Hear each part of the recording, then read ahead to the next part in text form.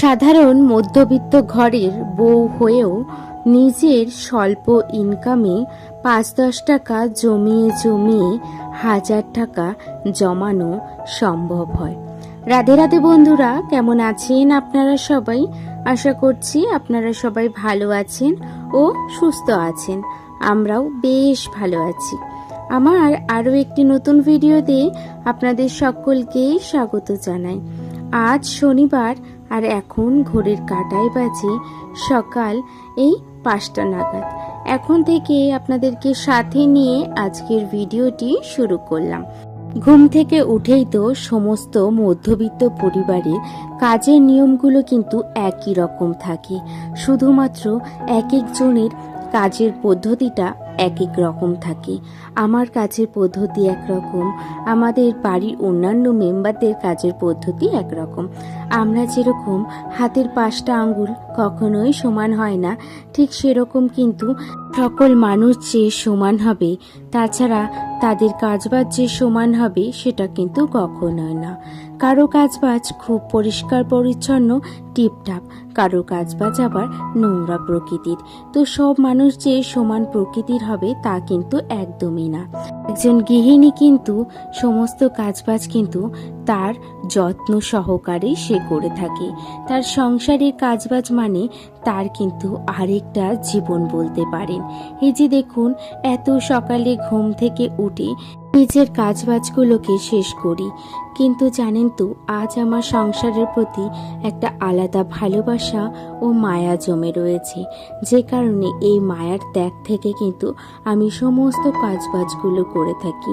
আমি মনে করি নিজে যেরকম পরিপাটি করে থাকতে পছন্দ করি, সেরকমই কিন্তু নিজের সংসারের কাজগুলোকেও পরিপাটি করে রাখতে। তো অনেক তো কথা বললাম, কথা বলতে বলতে আমার কিন্তু অনেকটা কাজই এগিয়ে গেছে। ঘুম থেকে উঠেই বাসি ঘরটি ঝাড় দিয়ে নিয়েছি, আর তারপরে আজ যেহেতু শনিবার সে কারণে কিন্তু পুরো ঘরটিকে মুছে বাড়িটিও ঝাড় দিয়ে দিয়েছি। আর সিঁড়ির দুয়ারটা তো মোছা হয়েছে, কিন্তু ভাবলাম বাসি ঘর যেহেতু ভালো করে জল ধুয়ে পুরো চাতালের সামনেটিও পরিষ্কার করে নিই, সেই কারণে পুরো জল দিয়ে কিন্তু ভালো করে ধুয়ে দিয়েছি। এদিকে তো নিচের কাজগুলো সমস্ত শেষ। আজকে নিচে খুব একটা কাজবাজ নেই, কালকে রাত্রে কাজগুলোকে করে রাখা হয়েছে। তো এইদিকে চলে এসেছি ওপরে এসে এখন ওপরের কাজগুলোকেই শেষ করে নেব। ওপরে এসেই ঠাকুর ঘরটিকে খুলে ঠাকুর প্রণামটি সেরে নিয়েছি, আর ওদিকে কিন্তু পুরো ছাদটিকে ভালো করে ঝাড় দিয়ে নেব। ওপরে জানেন তো শুধুমাত্র শুক্রবার আর রবিবার কাজের পরিমাণটা একটু বেশি থাকে, তাছাড়াও অন্যান্য দিন কিন্তু খুব একটা কাজবাজ থাকে না। ওই ঠাকুর ঘর ঝাড় দেওয়া মোছা, আর এখন যেহেতু পুজোও নেই সে কারণে অনেকটা কাজই কিন্তু কম হয়ে গেছে। এদিকে তো পুরো ছাদটিকে ভালো করে ঝাড় দিয়ে দিয়েছি, আর তারপরে গাছগুলোকে জল দিয়ে দিচ্ছি। আজকেই জানেন তো আজকে শেষ না, কালকে সকালটাতেও জল দিতে পারবো। তারপরে অনেকগুলো দিন হচ্ছে আর জল দিতে পারবো না, কিংবা এই মায়ের সংসারের কাজগুলো করতে পারবো না। কারণ কি, আবার যাচ্ছি বাপের বাড়ি, তো সেই জন্য মাঝে মাঝে ভীষণ কষ্ট লাগে এই সংসারটিকে ছেড়ে যেতে। কিন্তু মাঝে মাঝে জানেন তো বাবা মায়ের প্রতি যখন কষ্ট টান চলে আসে, তখন কিন্তু এই মায়ের সংসারটিকে ত্যাগ করে আমরা কিন্তু বাপের বাড়ি চলে যাই। আমাদের জীবনটা কিন্তু একটা অন্যরকম।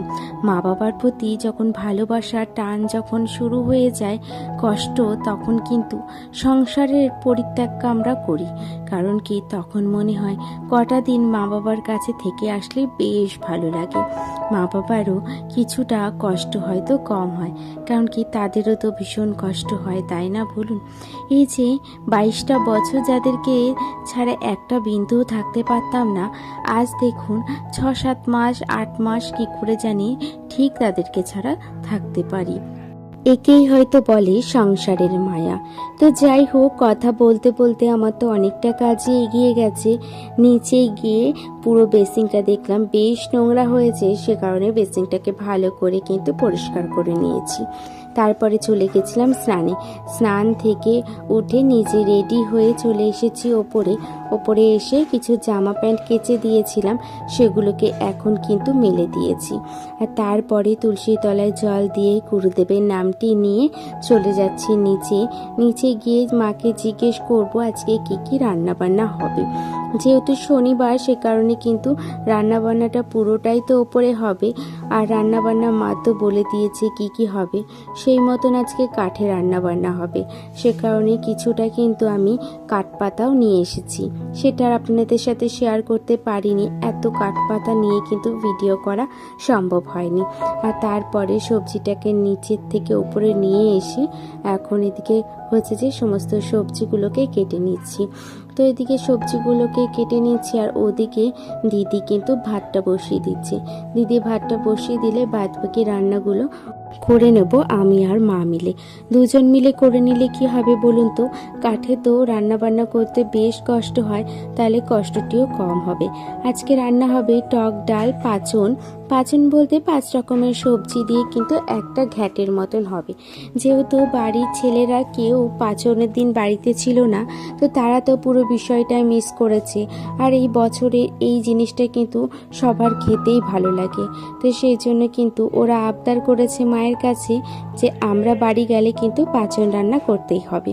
তো ওদিকে নিচে দেখেছিলাম তাতান ঘুম থেকে উঠে গেছে, তাই তাতানকে একেবারে স্নান টান করিয়ে নিয়েছি। আর তারপরে বিছানাটাকেও কিন্তু গুছিয়ে নিয়েছি। বিছানা গোছানোর পরে উপরে চলে এসেছি, যে সবজিগুলো কেটেছিলাম সেগুলোকেই কিন্তু হচ্ছে যে ধুয়ে দিয়েছি। তারপরে আর কোনো রকম ভিডিও করা হয়নি, কারণ হঠাৎ করে তাতানদের খিচুড়ি স্কুল থেকে ফোন করেছিল।